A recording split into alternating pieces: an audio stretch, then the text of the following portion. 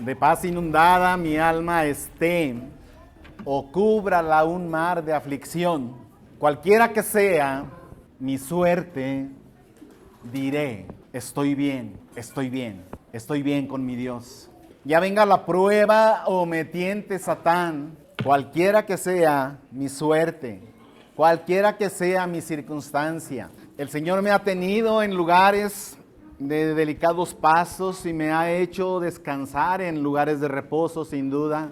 Todos hemos experimentado algún momento de paz y de quietud en nuestra vida. Y todos hemos experimentado turbulentas tormentas en nuestras vidas también. Pero hay una presencia que ha prometido ser fiel a nosotros, que ha prometido ser fiel para estar con nosotros, cualquiera que sea mi circunstancia. Citaba nuestro hermano, cuando pases por las aguas, yo estaré contigo, y si por los ríos, no te anegarán. Cuando pases por el fuego, la llama no va a arder en ti. Como si el Señor nos está advirtiendo, y Él lo dice, que nuestra vida en esta tierra va a estar caracterizada por situaciones adversas, difíciles. Cuando usted viene a Cristo, no se le terminan los problemas. Viene la prueba, viene la dificultad, viene la tormenta. Pero nosotros podemos, hermano, podemos tener paz en medio de la tormenta. La palabra de Dios dice también que los ojos de Jehová contemplan toda la tierra para mostrar su poder en favor de aquellos que tienen un corazón perfecto para con Él. De modo que cuando vienen circunstancias difíciles, tenemos palabras de esperanza, tenemos palabras de confianza, y la fortaleza del cristiano no está en su propia fuerza propiamente, sino en la fuerza que emana, en esa fuerza infinita que emana de ese ser omnipotente, de ese ser omnisciente y omnipresente que inunda todas las cosas, todas las circunstancias. Cada una de nuestras células está impregnada de su presencia. El salmista podía decirlo con toda certeza y seguridad: aunque ande en valle de sombra o de muerte, no temeré mal alguno. Y esta ausencia de temor alguno, aunque la circunstancia es adversa, valle de sombra, valle de muerte, enfermedad, dificultades en el cristiano. Dice el salmista, porque tú estarás conmigo. Esa es la bendita presencia del Señor. Esa es la bendita presencia, y nuestra esperanza es que el Señor ha prometido estar con nosotros. Dios guarde nuestros corazones en medio de la dificultad, hermano.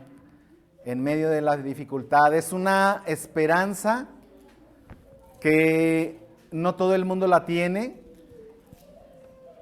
El apóstol Pablo dirigía esta esperanza y esta confianza a aquellos que le hacían pregunta con relación a los que ya no estaban, habían creído en Cristo, hermanos en la fe, nacidos de nuevo, conocieron a su Salvador, conocieron a su Redentor, pero ya no estaban en este mundo, y le preguntaban qué pasa con ellos.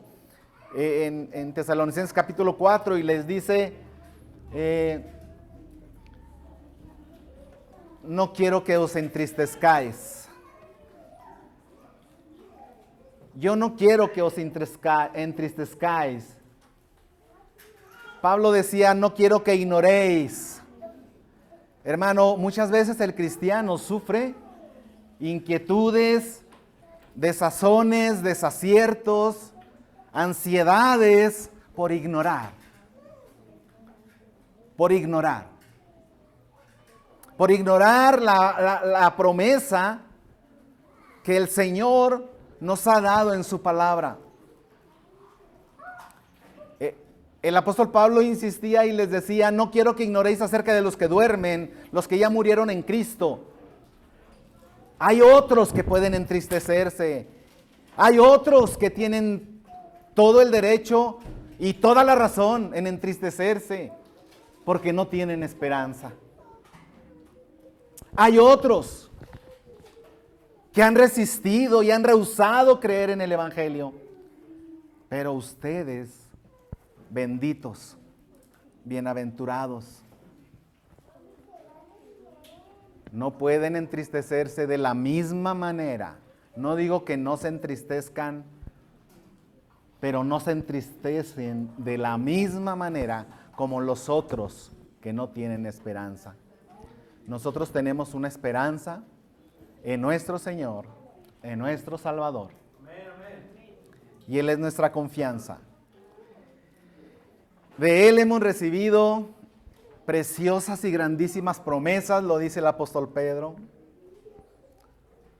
Preciosas y grandísimas promesas. ¿Cuál es el problema?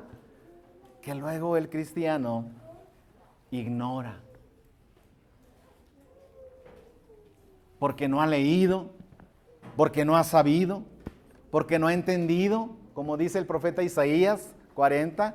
¿No has oído? ¿No has entendido? ¿No has sabido? Que el Dios omnipotente que hizo los cielos y la tierra es tan grande que los cielos de los cielos no lo pueden contener. ¿A qué imagen me va a hacer semejante? ¿O qué imagen me compondréis? Usted y yo no hemos de ignorar, y que el Señor nos haga conscientes de sus preciosas promesas, de esa preciosa gracia,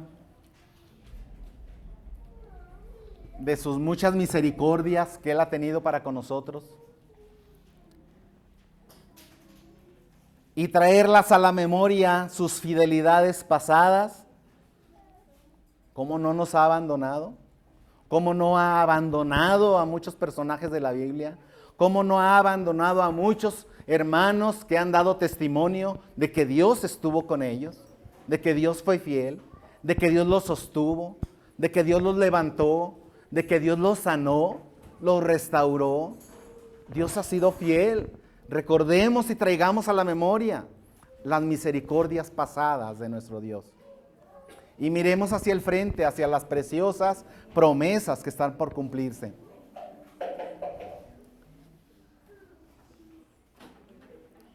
Es un precioso himno con el que abríamos este tiempo. Alcancé salvación, tengo paz con mi Dios. Si había un asunto que llegó a inquietar de tal grado mi alma, de tal manera que no encontraba la paz, me di cuenta que estaba perdido y que mi destino eterno era el infierno. Y sin embargo, he sido llamado por el Señor, y me doy cuenta que he sido amado y he sido escogido desde antes de la fundación del mundo, y que he sido llamado a tiempo, con una gracia irresistible, con una gracia que el Señor ha hecho llegar a mi corazón, y que mi corazón no se pudo resistir a ese llamado, y se llama gracia irresistible, porque el Señor decidió en su soberanía salvarme. ¿Por qué me salvó? ¿Qué de bueno vio en mí? Nada. Una gracia inmerecida, una soberanía en la salvación. Y me trajo y me reconcilió con Él por medio de la sangre preciosa de Cristo Jesús. De modo que puedo decir, como dice ese precioso himno: justificado pues por la fe, tengo paz para con Dios. Tengo paz para con Dios por medio de nuestro Señor Jesucristo. Y puedo entonces recibir la preciosa promesa del capítulo 8 de Romanos. Vaya conmigo, estamos llegando para abrir nuestro tema en Romanos 12, capítulo 8 de Romanos, verso 1, dice: ahora pues, después de que ya les he explicado del capítulo 6 y 7, que hay una lucha por la santidad, por la santificación, hay una obligación por vivir la vida santa y piadosa. Hay una lucha en el creyente que no ha sido redimido todavía en su cuerpo. Su alma ciertamente ya es del Señor, pero este cuerpo pecaminoso, carnal, sujeto a pecado, que todavía vive en este mundo, ha de ser redimido, pero eso todavía falta por ocurrir y lo anhelamos. Anhelamos ese día cuando seamos libres de este cuerpo pecaminoso carnal. ¿Quién me librará de este cuerpo de muerte?, dice el apóstol Pablo en el capítulo 7 de Romanos. Pero llegamos al precioso versículo 1 de Romanos 8 y dice: ahora pues, hermano, y haya consuelo en su corazón cuando usted se identifique con ese precioso versículo 1 de Romanos 8. Ahora pues, ninguna condenación hay para los que están en Cristo Jesús, los que no andan conforme a la carne, sino conforme al Espíritu. Para los que no viven una vida entregada a satisfacer los deseos carnales. Para los que no viven, para los que no andan. La palabra andan, peripateo, andar alrededor de, ocuparse de, llenar su tiempo de las cosas que tienen que ver con esta carne, con este mundo, con estos deseos. Para los que no andan conforme a la carne, sino andan conforme al Espíritu. Porque el ocuparse de la carne es muerte, pero el ocuparse del Espíritu es vida. Y empieza a hacer una diferencia entre lo que es andar en la carne y andar en el Espíritu. Y capítulo 12 de Romanos, que nos ocupa esta mañana, tarde ya, nos ocupa esta mañana, Romanos 12, una forma de vida que el Señor espera como un resultado de gratitud por haber sido salvados, por haber sido redimidos, por haber sido justificados por la sangre de Jesús. Él espera como una respuesta recíproca el vivir de una manera agradable, el andar digno del creyente, el andar digno, el ocuparse de las cosas del Espíritu.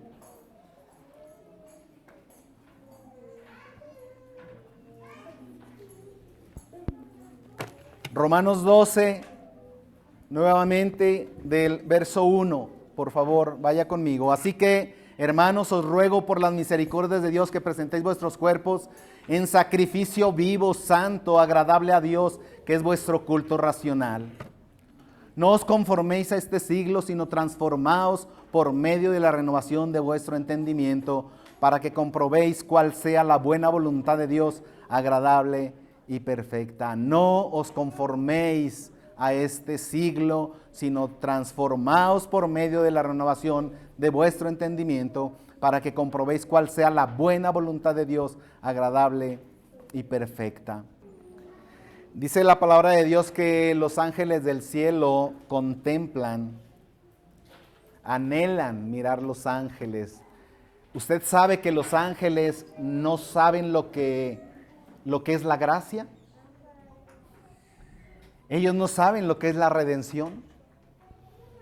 Los ángeles santos del cielo no saben lo que es ser perdonado de sus pecados, porque ellos no han sido perdonados de sus pecados, ellos no han pecado. Hay otro grupo de ángeles que nunca sabrán lo que es el perdón y la redención. Y los ángeles están atentos para ver la vida y el caminar del cristiano. Por eso dice cosas en las cuales anhelan mirar los ángeles.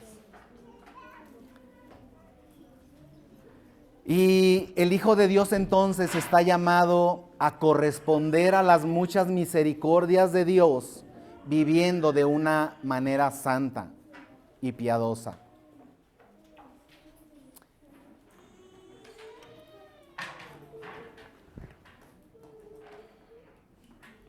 La clave de la vida eterna espiritual y la felicidad verdadera, hermano, en esta vida, para el cristiano, no consiste en tratar de obtener todo lo que podamos de Dios, sino en darle todo lo que somos a Él, porque a Él le pertenece. La verdadera felicidad no es obtener cosas, atesorar cosas. Necio le llamaron a aquel hombre que multiplicó sus cosechas y construyó sus graneros más grandes y le dijo a su alma: alma, vamos a ser felices porque ya tenemos todo, ya no nos falta nada, no nos acabamos el dinero en varias generaciones, reposa, descansa. Necio, ¿no sabes que esta noche vienen a pedir tu alma? No seamos necios. Nosotros no andamos como necios, sino como sabios, redimiendo el tiempo, porque los días son malos. El Hijo de Dios no será sorprendido por los días malos. El Hijo de Dios no será sorprendido por los días malos, porque tenemos la palabra de Dios que nos alienta y nos ayuda a tener nuestro corazón firme, no en cosas de este mundo, sino con los ojos puestos, con la vista puesta en las cosas eternas. Porque las cosas que se ven son temporales, pero las que no se ven son eternas, de donde también esperamos a nuestro Salvador, a nuestro Señor Jesucristo. Entonces nuestra vida no consiste en tener nuestra esperanza puesta en las cosas de este mundo, sino en ser agradables delante de Dios. Y aunque a los ojos del mundo podamos ser llamados fracasados, que delante de Dios podamos obtener una palabra que diga: bien, buen siervo y fiel. Que nuestro corazón y nuestra mente se enfoquen en escuchar de nuestro Señor el día que lleguemos a Él y hemos de rendir cuentas, porque vamos a rendir cuentas. Escuchemos de Él esa preciosa voz que nos diga: bien, buen siervo y fiel. Entra al gozo de tu Señor.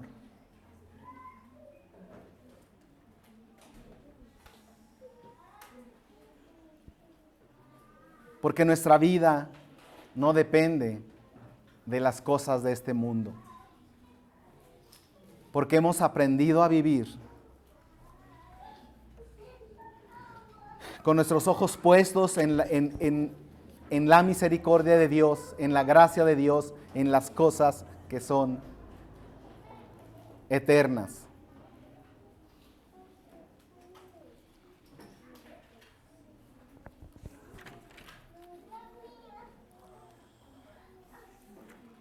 Romanos capítulo 12 y del verso 1 en adelante nos llama para andar en una vida santa, en una vida piadosa, de una manera que sea agradable a los ojos de Dios. Y cuando vamos a Romanos capítulo 12, empieza a decirnos cómo ha de ser esa forma de vivir, a través del uso de los dones que el Espíritu Santo ha puesto en cada uno de nosotros.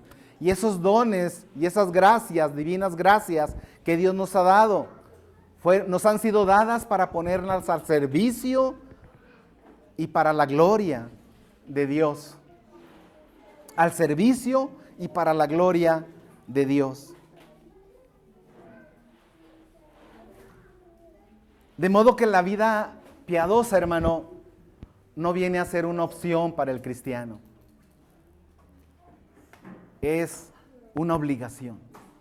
Bendita obligación que el Señor nos exige que andemos de una manera digna de su nombre.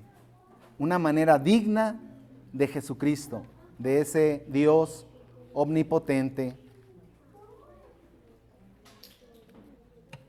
de ese Dios que hizo los cielos y la tierra. Pero para eso, hermanos, se necesita que vivamos una vida piadosa. ¿Qué es la piedad? Hablemos de piedad. ¿Qué es la piedad? ¿Qué es la piedad? Una palabra que la escuchamos mucho, que quizá la predicamos mucho, pero que lo más seguro es que la vivamos muy pocos.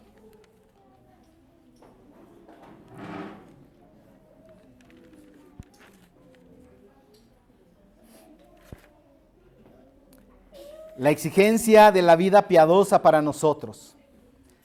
¿Qué es la piedad? ¿Qué es la piedad? Vivir y actuar cada día conforme a la voluntad de Dios.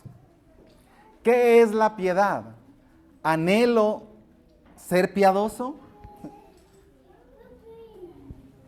¿Me esfuerzo por ser piadoso?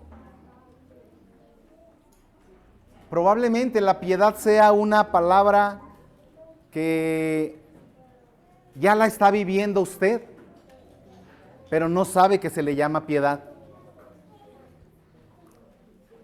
Probablemente usted ya está sirviendo, ya está glorificando a Dios con su vida, con las cosas que Dios le ha confiado, con sus bienes, con su tiempo, con sus fuerzas. Ya le está sirviendo y lo está haciendo en adoración a Dios. Pero usted no sabe que se llama piedad. Pero el anhelo de nuestro corazón debe ser que lleguemos a ser piadosos. Que lleguemos a ser piadosos. El apóstol Pablo le insiste a Timoteo: ejercítate para la piedad.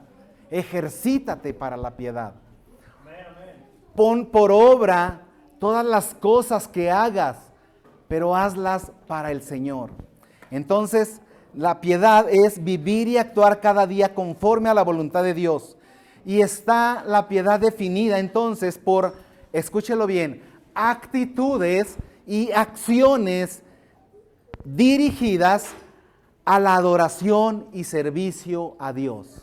Otra vez, actitudes y acciones dirigidas a la adoración y al servicio a Dios.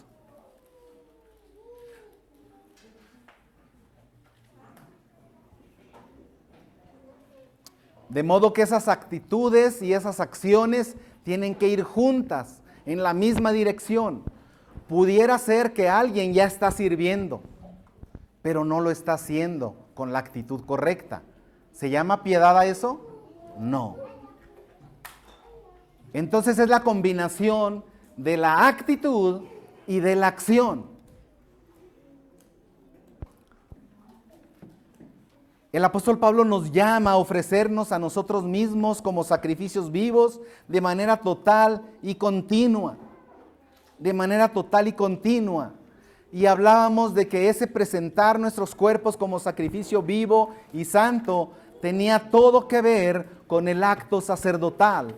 Y yo quisiera, por favor, que me acompañe para estar viendo algunos versículos del Antiguo Testamento que tienen que ver con las obligaciones del sacerdote y en cuáles de ellas podemos nosotros identificarnos. Entonces, de los deberes de los sacerdotes del Antiguo Testamento, Para enumerarlos son muchos, solo voy a destacar algunos que tienen que ver con nuestro andar diario. Ocuparse del santuario era un deber, una obligación del sacerdote. Y el que sigue me llama tanto la atención porque es mantener las lámparas ardiendo continuamente. El sacerdote tenía que velar, tenía que hacer todo lo que fuera necesario para que la luz del tabernáculo, para que la luz de la lámpara no se apagara. Para que esa luz no se apagara. Vaya conmigo por favor a Éxodo capítulo 27 y estaremos regresando a Romanos. Espero, aunque la distancia en cuanto a la cantidad de hojas es grande, espero que podamos estar yendo y viniendo de Éxodo a Romanos lo más pronto posible. Éxodo capítulo 27, verso 20, dice la Escritura: y mandarás a los hijos de Israel que te traigan aceite puro de olivas machacadas para el alumbrado, para hacer arder continuamente las lámparas, para hacer arder continuamente las lámparas. Esas lámparas, hermano, tenían que estar siempre encendidas. Y para que ardieran era necesario que se llenaran de aceite. Y el aceite se obtenía de olivas machacadas. De modo que era todo un proceso. No era nada más como usted y yo ir y subir un botón para que hubiera luz. No.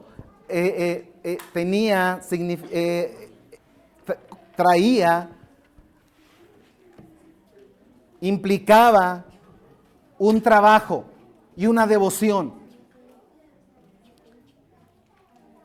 El aceite puro de olivas machacadas. Era necesario que se estuvieran cultivando las olivas, que se estuvieran machacando hasta que obtener el aceite y que fuera aceite suficiente para que no faltara en la lámpara que tenía que estar encendida.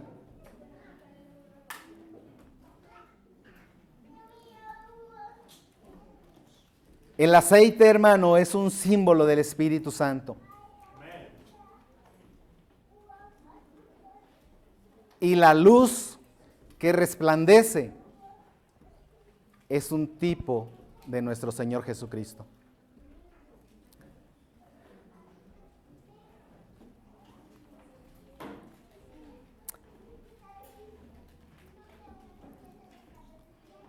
En Cristo siempre arde la luz del Espíritu. Él dijo: yo soy la luz del mundo. Ahora, aunque aquí en este mundo no está el santuario, no es una cuestión de testimonio en el mundo y al mundo, sino que es una cuestión, hermano, de nuestra comunión y nuestra adoración como creyentes sacerdotes en el lugar santísimo. Hemos de tener como creyentes sacerdotes esa adoración y esa comunión con nuestro Señor Jesucristo para poder tener esa luz, para poder andar en la luz. Lo contrario es andar en tinieblas. El Señor dijo: yo soy la luz del mundo. El Evangelio de Juan dice: y esa luz verdadera venía a este mundo. Pero los hombres amaron más las tinieblas que la luz. Pero usted y yo ya no somos de esos.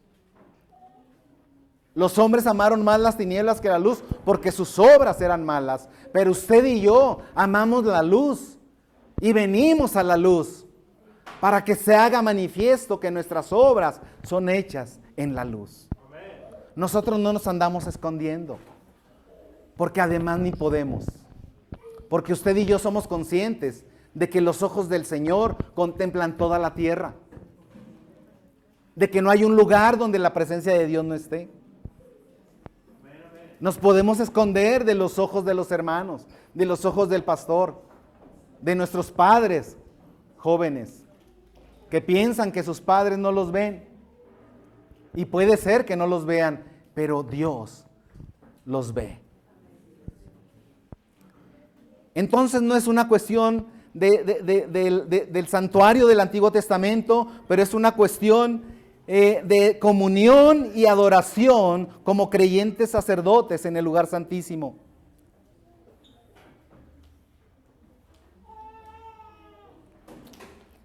Nuestro Señor Jesús es la luz de la vida y a través del Espíritu ilumina las cosas santas de Dios. A esta luz, hermano, por partida doble, es que somos llevados nosotros como creyentes sacerdotes a esa luz verdadera, a nuestro Señor Jesucristo. Usted y yo somos de la luz. Vistámonos pues como hijos de luz, dice la palabra de Dios en Colosenses, como hijos de luz. Y las obras que hacemos son hechas en la luz.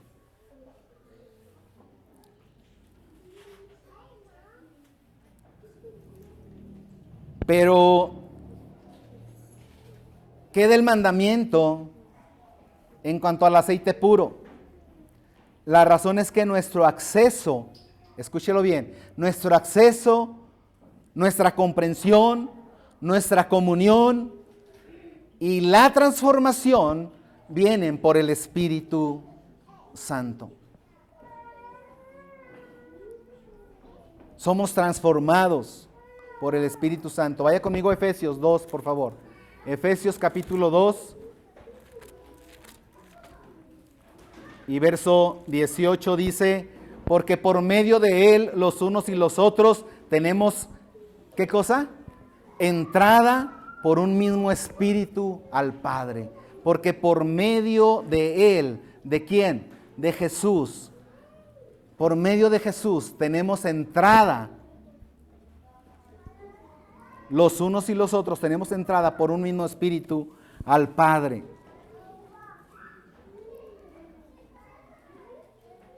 Nuestro derecho entonces a la presencia de Dios es la sangre de Jesús, como lo dice Hebreos, que nos ha sido abierto ese camino por la sangre preciosa que derramó Cristo Jesús como gran sumo sacerdote. A donde entró al tabernáculo no hecho de manos, pero entró no con sangre ajena, sino con su propia sangre, y ofreció su vida en sacrificio por nosotros. Tenemos entrada, entonces usted y yo, al Padre. Pero es solo, hermano, pero es solo al ser llenos con el Espíritu Santo que caminamos en la luz. Y no estoy hablando de cosas raras, no estoy hablando de la llenura del Espíritu de manera incorrecta. No estoy diciendo que ahora tenemos que ser bautizados por el Espíritu, porque usted y yo hemos sido llenos del Espíritu Santo cuando venimos y fuimos redimidos y nacimos de nuevo, nos dio el Espíritu Santo.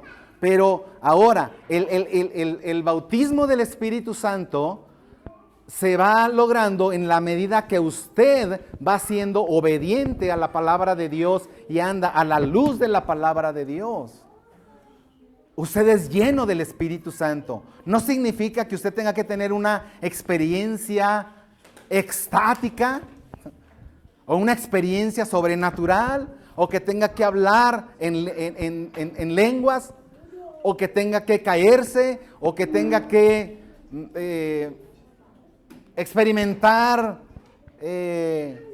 caída de polvito de oro, o ver que caen hasta alas de ángeles y tantas cosas que muchas iglesias han confundido a la gente con lo que significa ser lleno del Espíritu Santo.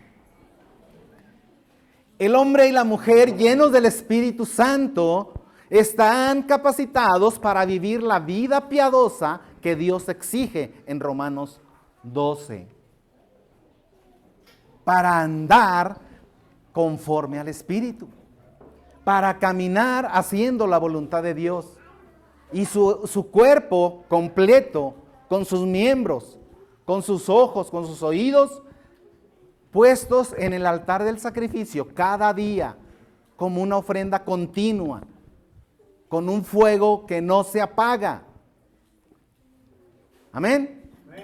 Con un fuego que no va usted y lo regula. Bueno, hoy tengo ganas de andar menos espiritual, voy y le bajo la intensidad del Espíritu Santo para poder estar a gusto a donde voy a ir. O lo apago y lo prendo a placer. Eso no hace el Hijo de Dios.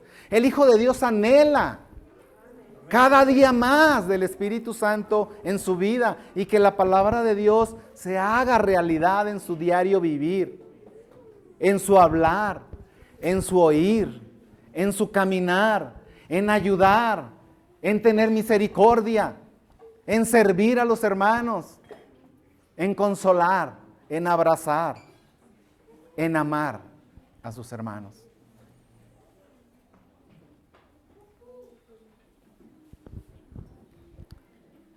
Nuestra comunión y adoración como creyentes sacerdotes en el lugar santísimo depende entonces no de lo que diga usted que cree, sino lo que usted obedece de la palabra de Dios. No de lo que sabe, porque ese es conocimiento y envanece, sino de lo que el Espíritu Santo está haciendo en su vida. Decía Juan el Bautista cuando fueron y le dijeron y pensaron seguramente que los discípulos pensaron que se iba a molestar cuando le dijeron, oye Juan, aquel que bautizaste, ¿te acuerdas? Aquel que bautizaste en el Jordán, pues ahora ya anda también allá y ya tiene más seguidores que tú. Así como diciendo, pues hay que ir a reclamarle. Y le dice Juan el Bautista, el más grande de todos los hombres, de todos los profetas, con excepción del Señor Jesús, y le dice, tranquilos, no pasa nada, es necesario que Él crezca y que yo mengüe. Hermano, esa verdad todavía está vigente en su vida y en la mía. Porque hay tanto de usted todavía que no ha menguado. Hay tanto de usted todavía que no se ha dejado menguar. Que el Espíritu Santo no puede crecer. Aunque ya le fue dado en abundancia. Aunque ya le fue dado en plenitud. Usted no anda conforme al Espíritu porque hay todavía mucho de usted que está vivito, que está viviendo. Pero es necesario que usted mengüe para que Él crezca. No pueden crecer los dos al mismo tiempo. No puede. El Espíritu Santo es su Espíritu Santo. Y su carne no anhela ser santa. Su carne no anhela andar conforme al Espíritu. Estos se oponen entre sí. Los deseos de la carne son contra el Espíritu y se oponen. No espere, por favor, no espere un día, porque no va a llegar cuando su carne diga, muy bien, ya este cuerpecito también se va a hacer cristiano, para ya no hacerte batallar. No va a ocurrir, porque la carne nunca va a cometer suicidio. Y estoy hablando en el sentido espiritual. Su carne nunca va a cometer, nunca va a doblar las manitas y se va a dejar convencer para que usted ande conforme al Espíritu. Usted tiene que estar luchando contra su carne todos los días. Hablemos de piedad. Hablemos de piedad. Porque nuestro comportamiento Para nuestra carne es como si nosotros le debiéramos todavía a la carne. ¿Qué nos dice Romanos? Capítulo 8, nuevamente. ¿Qué nos dice Romanos? Usted y yo somos deudores. ¿Sí sabía eso? ¿Usted y yo somos deudores? ¿Sí? ¿Y usted a quién le debe? Porque la Escritura dice que nos hemos de reconocer como esclavos y como deudores. Cuando dejamos de ser esclavos de las tinieblas, esclavos del diablo, esclavos del pecado, usted y yo vivíamos como esclavos del pecado, pero ya dejamos de ser esclavos del pecado. Pero no dejamos de ser esclavos del pecado para ser agentes libres. No, usted dejó de ser esclavo del pecado, pero vino a ser esclavo de la justicia. Esclavo de Dios, esclavo de Jesucristo, para hacer las cosas que a Él le agradan. No para que hiciera usted lo que quisiera. Deudores somos. Dice capítulo 8, verso 12. Así que hermanos, ¿tenía duda? Ahí lo dice, ¿verdad? Así que hermanos, ¿le habla a usted o al vecino? Le habla a usted, no se haga. Le habla a usted. Deudores somos. ¿A quién le debe? Deudores somos, pero no a la carne. No a la carne. No mantenga una actitud como si usted le debiera algo a la carne. Y no podemos vivir la vida agradable delante de Dios porque mantenemos una actitud como si le debiéramos a la carne. Como si usted estuviera en deuda con la carne y tuviera que hacer las cosas agradables a la carne. Pero ¿qué pasa cuando usted se propone y de manera egoísta usted dice, es que me voy a tomar esta libertad porque me la merezco? Me la merezco. He trabajado mucho. Estoy muy cansado. En vez de leer la Biblia, no, merezco descansar. En vez de ir a la reunión, merezco irme de vacaciones. No estoy diciendo que sea malo irse de vacaciones, pero hacerlo para darle placer a la carne porque vivimos como si le debiéramos a la carne,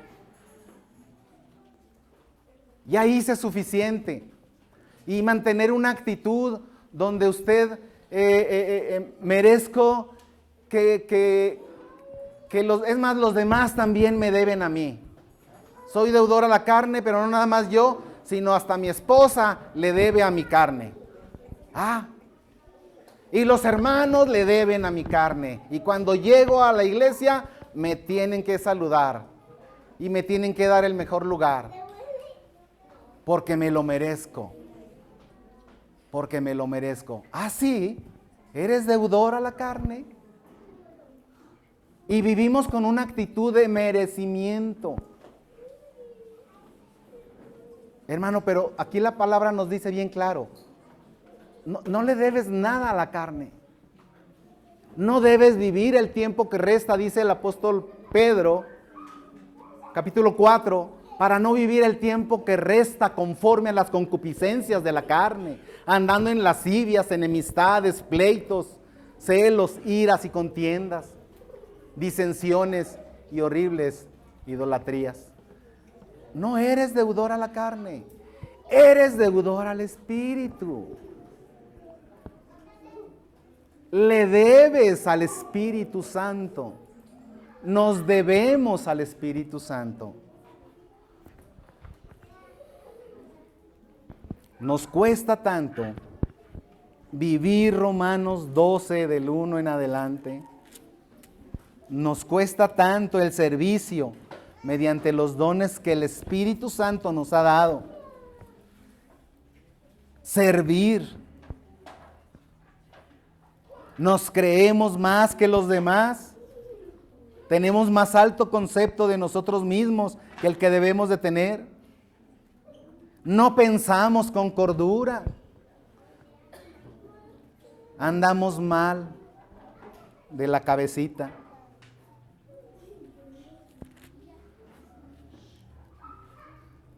Pensamos entonces que merecemos. Y eso, hermano, eso se manifiesta contra lo que es la vida piadosa. Contra lo que es la vida piadosa.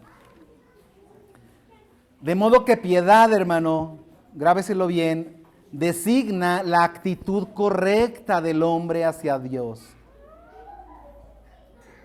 Un conocimiento verdadero, una adoración sincera, una fe salvífica, una sumisión devota y un amor reverencial a Dios. Pero sin duda alguna, para poder vivir la vida piadosa que Dios demanda de nosotros, es necesario conocer a Dios. Conocer quién es Dios y qué es Dios. Porque si usted no conoce a Dios, su carne, su vida, nunca va a poder ser rendida en servicio y en adoración correcta a Él. Conocer quién y qué es Dios implica actitudes correctas hacia Él y hacer lo que Él quiere. De modo que conocer a Dios trae con ello responsabilidad. Responsabilidad. No olvido de las primeras ocasiones que acompañé a mi esposa al rancho, estar trabajando con unos hombres que yo creo que nunca habían escuchado de lo que era la Biblia, y estuve con ellos acompañándolos a hacer una fosa, y estaban ellos ahí escarbando, y yo les estaba hablando del Evangelio, y les estuve explicando con claridad el Evangelio, y cuando ya terminamos, estaba ya casi anocheciendo, les digo, muy bien, pues por todo lo que escucharon esta tarde, ustedes son más responsables delante de Dios. Y se tocaron la cabeza y se fueron hacia atrás y dijeron, pues entonces no nos hubieras dicho nada. Nos hubieras dejado así de ignorantes. Hermano, cuando el hombre y la mujer conocen a Dios, implica una responsabilidad, porque tienes que dar una respuesta a conocer a Dios, a saber quién es Dios. Es lo mismo que Pablo le reclama en Romanos 1, dice, porque habiendo conocido a Dios no le glorificaron ni le dieron gracias. Entonces conocer a Dios trae responsabilidad. Pero anhelamos, usted y yo anhelamos conocer a Dios. Anhelamos conocerlo. La vida piadosa entonces es ese sentimiento sincero de amor a Dios como Padre, pero también un temor reverente como Señor. Sí como Salvador, sí como Señor, proveedor, protector, consolador, pero también como Señor, santo, que demanda. Y demanda todo, hermano. Lo decíamos la semana pasada. No medias tintas. Lo demanda todo. Cuando lo seguían las multitudes a Jesús, Él volteaba y les decía, ¿qué buscan? ¿A dónde van? ¿Qué quieren? Cuando toda la multitud quería seguir a Jesús, Él iba hacia la actitud, hacia la intención de su corazón. Y les decía, ¿ustedes quieren seguirme? Les va a costar todo. Les va a costar todo. ¿Por qué mejor no se sientan primero y calculan los gastos? Como aquel que quiere edificar una torre, se sienta y primero calcula los gastos. Y viendo si puede o no puede, comienza o no comienza la obra. Porque el que quiera venir en pos de mí, tiene que negarse todos los días, tomar la cruz y seguirme. Y los romanos en ese contexto histórico sabían perfectamente qué significaba tomar la cruz. Tomar la cruz no era un adorno, tomar la cruz estaba dando voces, diciendo soy un hombre muerto. Es un hombre que camina hacia la muerte. Y cuando Jesús les dice, el que quiera venir en pos de mí tiene que negarse a sí mismo, tomar su cruz cada día y seguirme. El romano sabía perfectamente lo que significaba. No significa traer la cruz pintada en la frente. No significa traer la cruz colgada en el cuello. No significa una nueva cruz que promete que todo va a estar bien. Es una cruz que sirve para morir. Y hasta que eso ocurra, y a menos que eso ocurra, usted y yo estaremos en condiciones de vivir la vida agradable delante de Dios.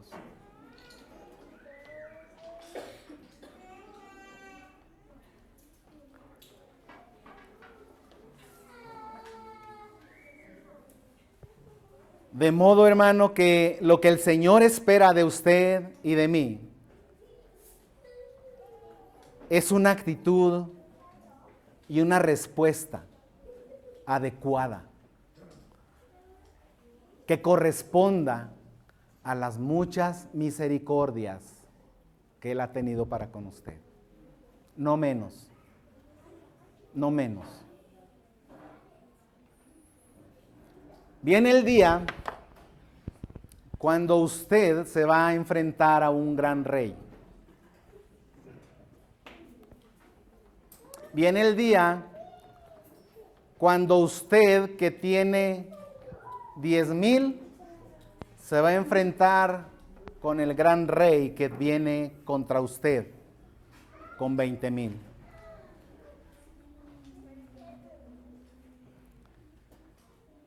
¿Cree usted que va a librar esa batalla y va a salir ganador?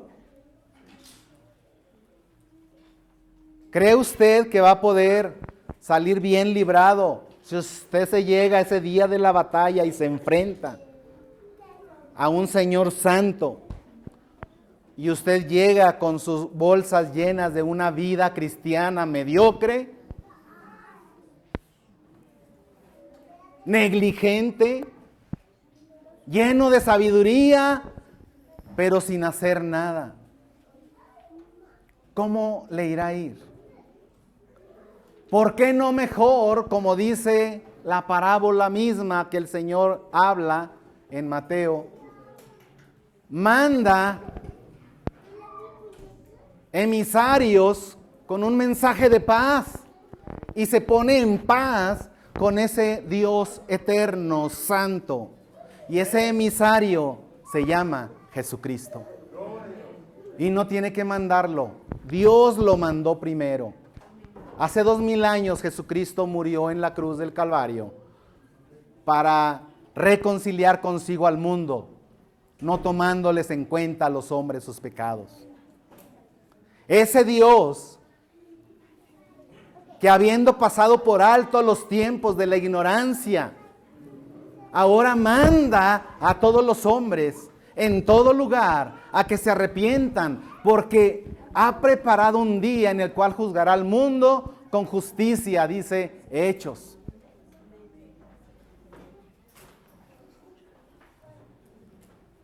Pronto usted enfrentará a ese Dios. Más pronto que lo que usted cree. Yo no sé la edad que tenga, pero estoy seguro que le quedan menos días de los que ya ha vivido. Échele cuentas.